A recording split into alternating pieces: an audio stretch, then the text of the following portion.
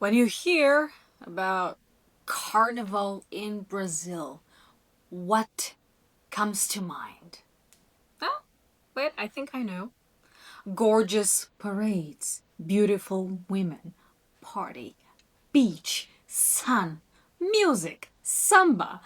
All of that is correct. But today, we're going to talk about a tiny bit of culture within Rio that belongs to Carnival and is spooky as heck. Interested? Hi, I am Ariane Saltores, and this is Holes in the Forest, where I share with you folk tales from all over the world, all eerie. Folklore and Gothic fiction. I am a Gothic fiction scholar, a folklorist, and the publisher of Caipora books.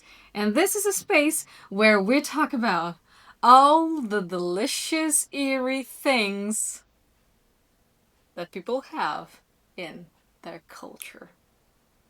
So, you know it. And it's beautiful. When you see the parade, there is even a very famous movie for children called Rio, where you see the gorgeous carnival party in Rio de Janeiro. But for us, who grew up in the suburbs, there was something much more interesting, though not as pretty, going on in Rio's carnival. Well, let me take you back to the roots of this world famous party. Before samba, schools, and TV broadcasts, Brazil had Entrudo, brought over from the Portuguese during colonization.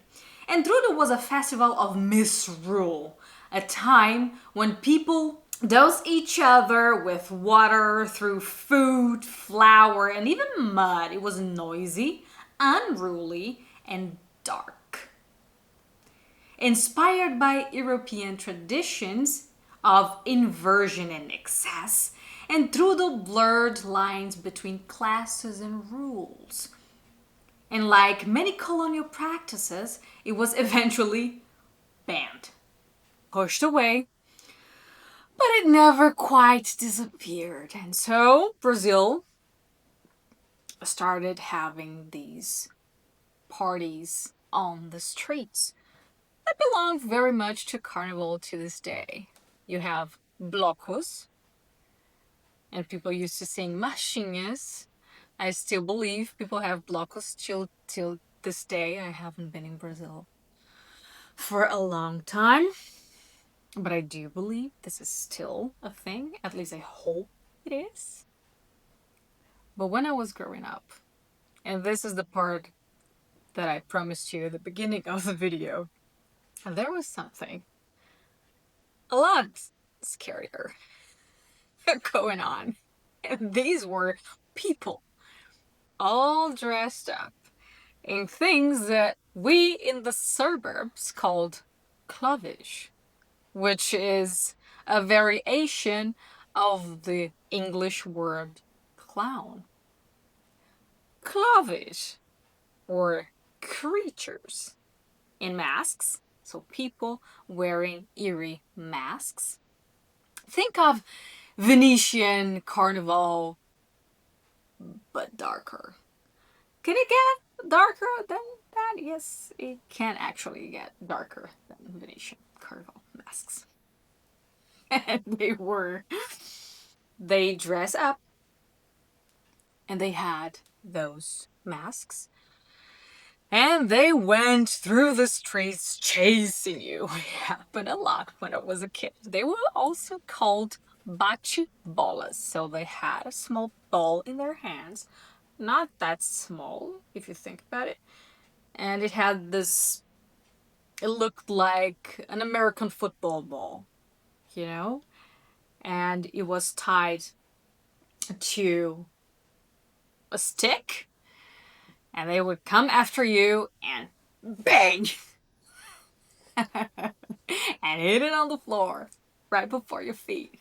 And when I was a child, it was a delicious kind of fear. I used to love them and fear them and wait the whole year to see them again. This is a very special part of culture that you don't get to see if you're not in Brazil, if you're not in Rio. I knew people who worked on these costumes the whole year long so they could go out and be the best Clovis crew. The whole city would wait for it since I come from the countryside and it's a relatively small city. It was a happening to see them. Sometimes 5, 10, or even 20 people wearing the exact same costumes. They had some of them.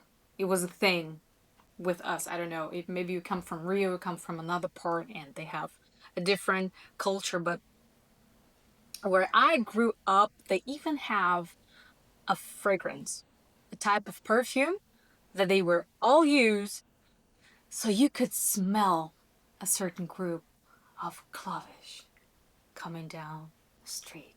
Now you picture that, those costumes, and Rio is pretty rainy, so it can get very dark even in summer, which is when Carnival happens in Brazil in February.